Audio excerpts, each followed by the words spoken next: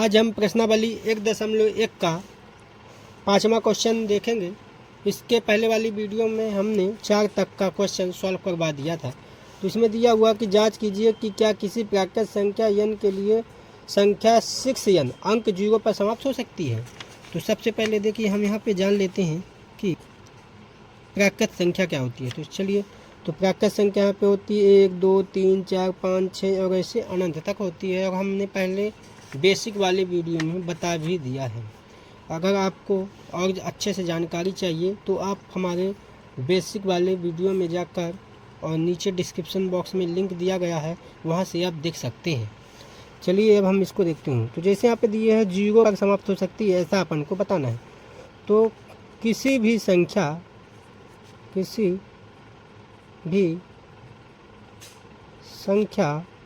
को 0 पर समाप्त होने के लिए 0 पर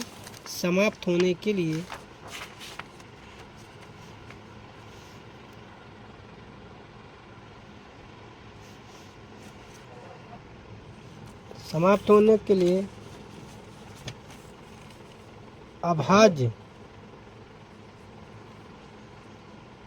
गुणनखंड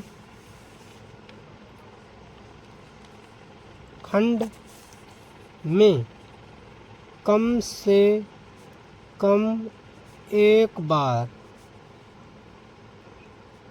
2 गुणित 5 आना चाहिए। यानी किसी भी संख्या को 0 पर समाप्त होने के लिए अभाज्य गुणनखंड में 2 गुणित 5 आना चाहिए। चलिए हम 6 का अभाज्य गुणनखंड जब करते हैं तो 2 गुणित 3 आता है।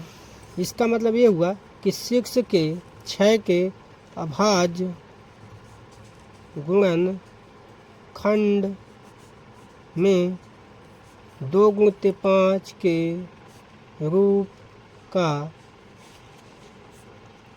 नहीं है, अतः यह 0 पर समाप्त नहीं हो सकती। यही आपका आंसर होगा। अब हम नेक्स्ट क्वेश्चन करेंगे।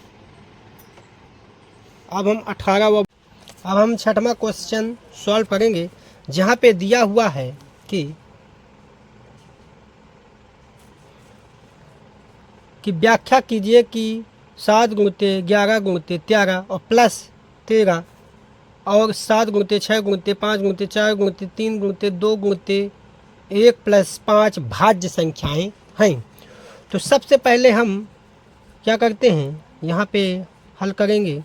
तो सबसे पहले हम 7 गुणित 11 गुणित 13 और प्लस 13 लिख लेते हैं। इसके बाद हम जो है इसको निकालेंगे।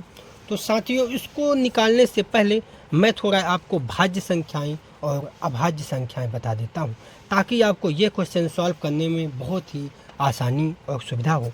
तो चलिए हम पहले जान लेते हैं कि भाज्य संख्याएं होती क्या हैं। भाज्य संख्याएं क्या होती है ना।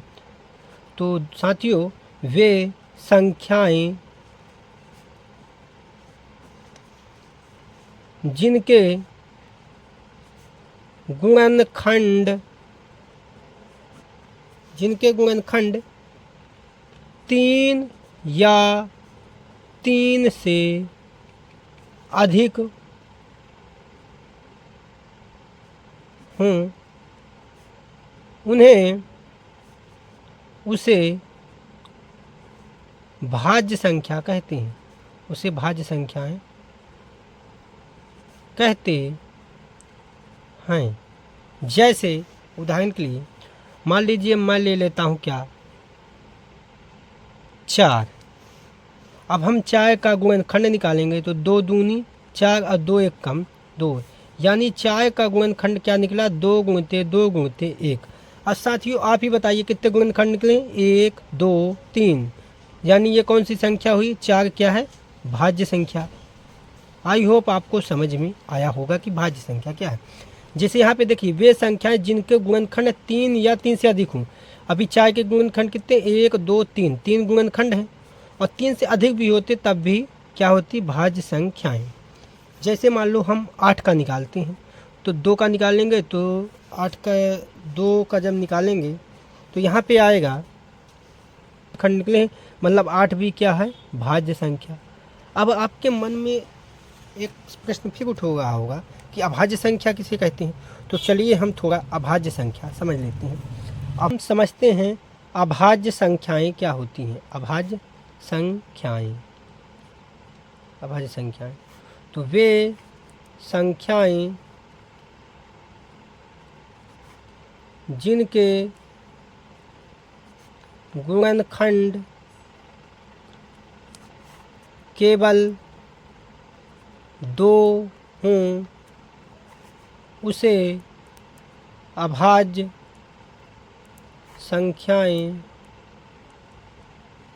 कहते हैं। साथियों, इसे उदाहरण के माध्यम से समझेंगे तो ज़्यादा अच्छे से समझ में आएगा। जैसे मान लो मैं पहले करता हूँ 3 का गुणनखंड निकालती हूँ तो 3 एकम 3। अब बताइए 3 का गुणनखंड कितने निकले, 2, केवल 2 निकले, एक ये और एक ये, तो 3 क्या हो गई, एक अभाज्य संख्या। ठीक है। अब आपके मन में होगा 2 क्या है, तो 2 भी एक अभाज्य संख्या। कैसे, देखिए 2 तो 2 एकम 2। अब 2 के गुणनखंड कितने निकले हैं, केवल 2। वे संख्याएं जिनके गुणनखंड केवल 2 निकलेंगे, अब 2 ही निकल गए, एक ये और एक ये, केवल 2 गुणनखंड, तो उसे बोलते हैं अभाज्य संख्या। तो यहाँ पे अभाज्य संख्या 2 भी एक क्या है, अभाज्य संख्या है। अब जैसे आपके मन में आ रहा होगा कि 5 का भी निकाल के देख लेते हैं। 5 तो 5 भी क्या है, अभाज्य संख्या, क्योंकि 5 एकम 5। 5 के भी कितने गुणनखंड निकले, 5 गुणित 1 मतलब 2 गुणनखंड, तो ये भी क्या है, एक अभाज्य संख्या है। आई होप आपको समझ में आया होगा। अब बहुत से साथी लोग सोच रहे होंगे कि 9 का क्या होगा। तो देखिए साथियों, जब 9 का निकालेंगे हम तो 3 से भाग जाएगा, तो 3 तिकाई 9, फिर 3 एकम 3। अब देखिए 9 का यदि निकाले तो 3 गुणते 3 गुणते 1, अब कितने गुणनखंड आ गए, 3, 1 2 3। और साथियों, हमने आपको कहा है कि वे संख्याएं जिनके गुणनखंड 3 या 3 से अधिक हों तो उसे भाज्य संख्या कहते हैं। अब देखिए इसके कितने गुणनखंड हैं, तो इसके 3 गुणनखंड हैं, 1 2 3, तो ये कौन सी संख्या कहलाएगी, तो 9 कहलाएगी भाज्य संख्या। आई होप आपको समझ में आया होगा। चलिए अब हम क्वेश्चन नंबर जो 6वां दिया हुआ है उसको सॉल्व करने की कोशिश करते हैं। जैसे यहाँ पे 6वां क्वेश्चन है कि व्याख्या कीजिए कि 7 गुणित 11 गुणित 13 प्लस 13 और 7 गुणित 6 गुणित 5 गुणित 4 गुणित 3 गुणित 2 गुणित 1 प्लस 5 भाज्य संख्याएं क्यों हैं। तो चलिए हम सबसे पहले इस क्वेश्चन को लिख लेते हैं। तो व्याख्या कीजिए कि क्वेश्चन दिया हुआ, व्याख्या कीजिए कि 7 गुणित 11 गुणित 13 प्लस 13 और 7 गुणित 6 गुणित 5 गुणित 4 गुणित 3 गुणित 2 गुणित 1 प्लस 5 है। अब साथियों सबसे पहले हम ये वाला लिख लेते हैं, यहाँ पे हल करेंगे कि 7 गुणित 11 गुणित 13 और प्लस 13 दिया हुआ है। देखिए साथियों, जो गुणा के साथ होता है, जैसे गुणा के साथ कौन सा है, तो 7 गुणित 11 गुणित 13 ये एक साथ होगा, क्योंकि हम ये पूरी संख्या एक साथ लेंगे। और देखिए प्लस लगा हुआ है और ये अलग संख्या 13 अलग होगी। अब इन दोनों में यदि कॉमन निकालेंगे तो यहाँ पे 13 कॉमन आएगा, तो क्या बचेगा, 7 गुणित 11 और गुणते और 13 कॉमन ले लिया तो यहाँ बचेगा 1, और प्लस ये भी 13 कॉमन लिए तो यहाँ बचेगा 1। इसके बाद साथियों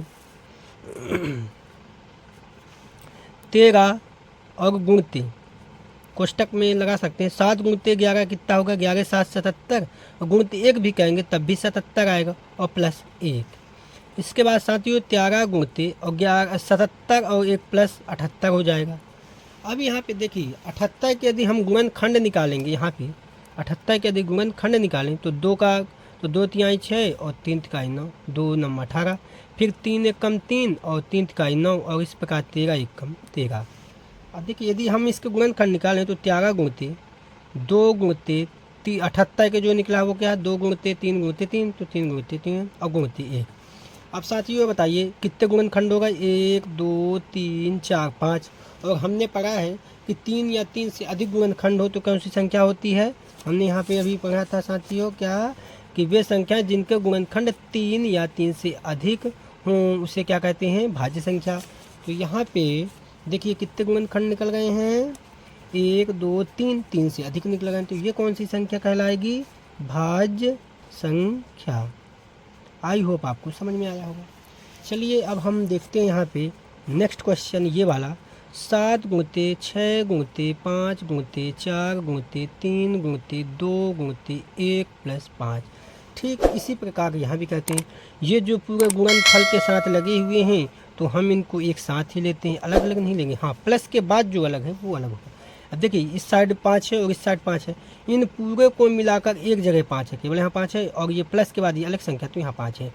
तो हम इस 5 को कॉमन ले लें तो क्या बचेगा, 7 गुणते 6 गुणते 5 की जगह 1 गुणते 4 गुणते 3 गुणते 2 गुणते और 1 और प्लस यहाँ पे 1 आएगा क्योंकि हमने कॉमन निकाल लिया है।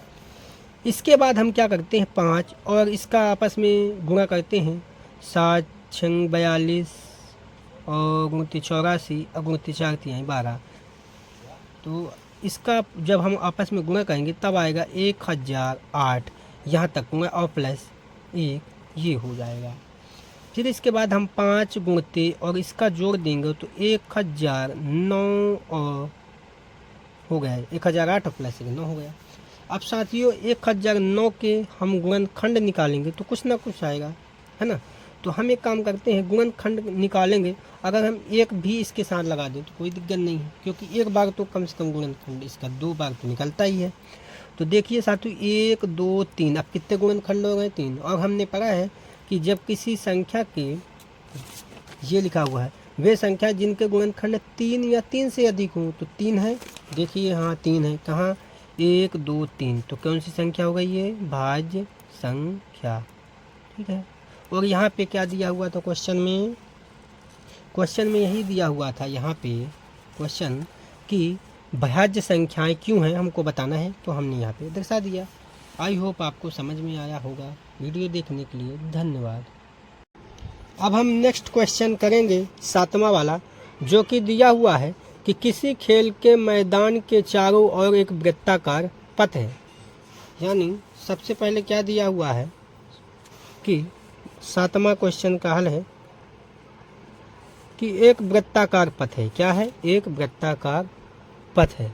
किसी खेल के मैदान में क्या है, एक वृत्ताकार पथ है। यहाँ पे देख लेते हैं, जैसे यहाँ पे दिया हुआ है। ठीक है, यहाँ पे ये क्या दिया हुआ है, एक वृत्ताकार पथ है और इस मैदान का एक चक्कर लगाने में सोनिया को 18 मिनट लगता है। यानी यह हुआ कि एक सोनिया है, उसको इस पूरे मैदान का एक चक्कर लगाने में सोनिया को कितना समय लगता है, 18 मिनट। जी साथियों, इसके बाद आगे दिया हुआ है कि जबकि इसी मैदान का एक चक्कर लगाने में रवि को 12 मिनट लगते हैं। जबकि इसी मैदान को, यही वाला जो मैदान है, इसी मैदान को एक चक्कर लगाने में रवि को कितना टाइम लगता है, 12 मिनट लगता है। फिर इसके बाद दिया हुआ है कि मान लीजिए वे दोनों एक ही स्थान और एक ही समय पर चलना प्रारंभ करके एक ही दिशा में चलते हैं, कितने समय बाद वे पुनः प्रारंभिक स्थान पर मिलेंगे। यानी कहने मतलब ये हुआ कि वे एक ही स्थान से, मान लो यहाँ से ही चलना दोनों क्या करते हैं, प्रारंभ करते हैं और एक ही दिशा में एक साथ। तो यह फिर दोबारा इसी स्थान पर सोनिया और रवि जो है कितने मिनट बाद मिलेंगे। तो ऐसा जब भी कभी क्वेश्चन आए तो हमको डायरेक्ट एलसीएम निकालना है और जो एलसीएम आएगा वही आंसर होता है। तो चलिए हम इसको सॉल्व कर लेते हैं। तो सबसे पहले मैदान का एक चक्कर लगाने में सोनिया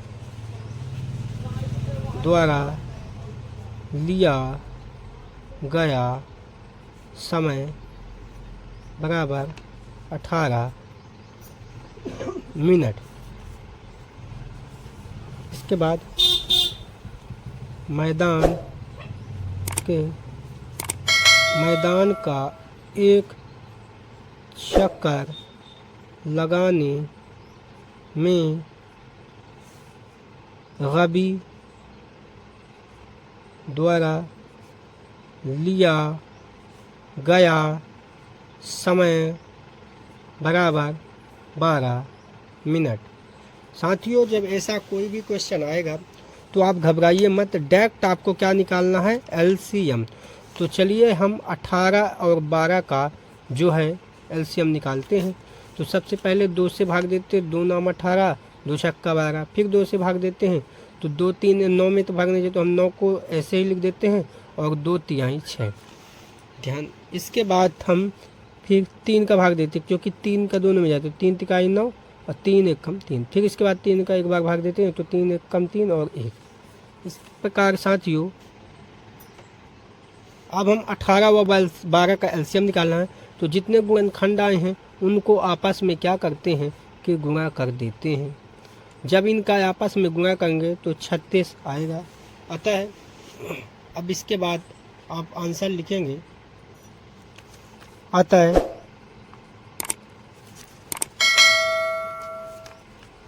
सोनिया और रवि 36 मिनट बाद पुनः प्रारंभिक स्थान पर मिलेंगे। यही आपका आंसर होगा।